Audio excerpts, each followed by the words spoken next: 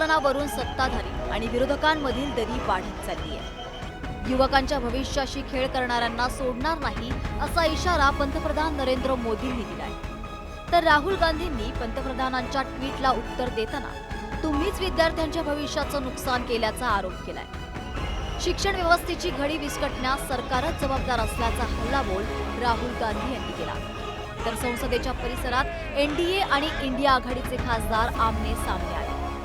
दोन्ही बाजूंनी जोरदार घोषणाबाजी करण्यात आली। इंडिया आघाडीने धर्मेंद्र प्रधान यांच्या राजीनाम्याची मागणी लावून धरली, तर एनडीएच्या खासदारांनी राहुल गांधी यांच्या आंदोलनावर टीका करत काँग्रेस विद्यार्थ्यांच्या आंदोलनाचा राजकीय फायदा घेत असल्याचा आरोप केला। सदन के पटल पर ऐसे कड़े कानून बनने चाहिए ताकि वर्षों से जो पेपर लीक हो रहे थे या परीक्षार्थियों को जिस प्रकार की दिक्कतों का सामना करना पड़ता है, किस प्रकार कानून के माध्यम से उसे कंटेन किया जा सके। मगर कांग्रेस पार्टी सदन में चर्चा नहीं चाहती है, वो राजनीति चाहती है। स्पष्ट मांगे हैं धर्मेंद्र प्रधान रिजाइन करे। दूसरा कि जितने भी जिन्होंने इनको मारा है पीटा है उन पे कार्रवाई हो। तीसरी इनकी डिमांड, जितनी भी डिमांड है इनको पहले आप फुलफिल करो ना, इतना मुश्किल नहीं है। सिस्टम में भरोसा टूट गया है, बच्चों का, स्टूडेंट्स का भरोसा टूट गया है। शेतकऱ्यांना मोर्चा काढला होता त्याला काय नाही बोलवलं, कारण तो प्रत्येक घरातला देशातला नव्हता विषय। आता त्यांना अंदाज आला या सगळ्या गोष्टींचा, त्यांच्याकडे पण यंत्रणा आहेच त्यांच्याकडे, की अंदाज आला की हे घराघरात पोहोचले आणि घराघरात पेटले, म्हणून आता हे आता बोलतात की आमच्याशी चर्चा करायला या। लोकसभा आणि राज्यसभेतही विरोधकांनी नीट पेपर फुटीच्या मुद्द्यावरून सरकारला घेरण्याचा प्रयत्न केला।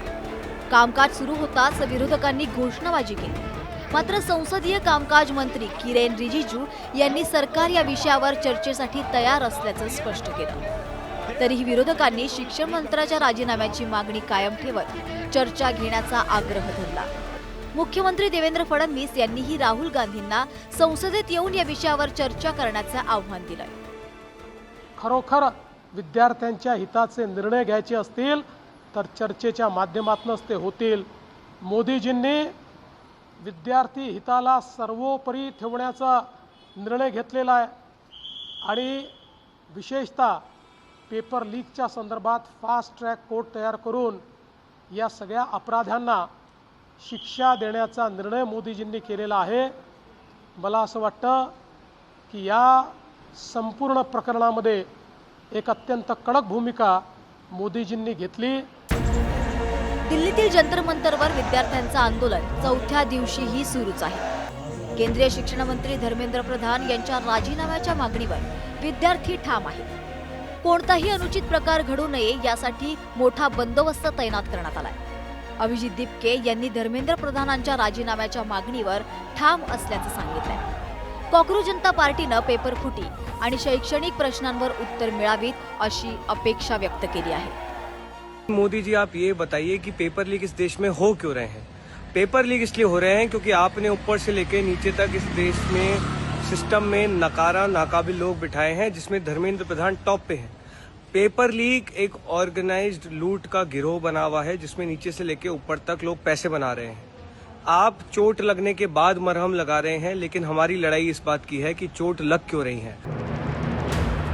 तोडगा काढण्यासाठी केंद्र सरकारने आंदोलनाच्या प्रतिनिधींशी संवाद सुरू केला आहे। केंद्रीय मंत्री जे.पी. नड्डा यांनी आंदोलनाच्या प्रतिनिधींची भेट घेऊन त्यांच्या मागण्या ऐकून घेतल्या होत्या।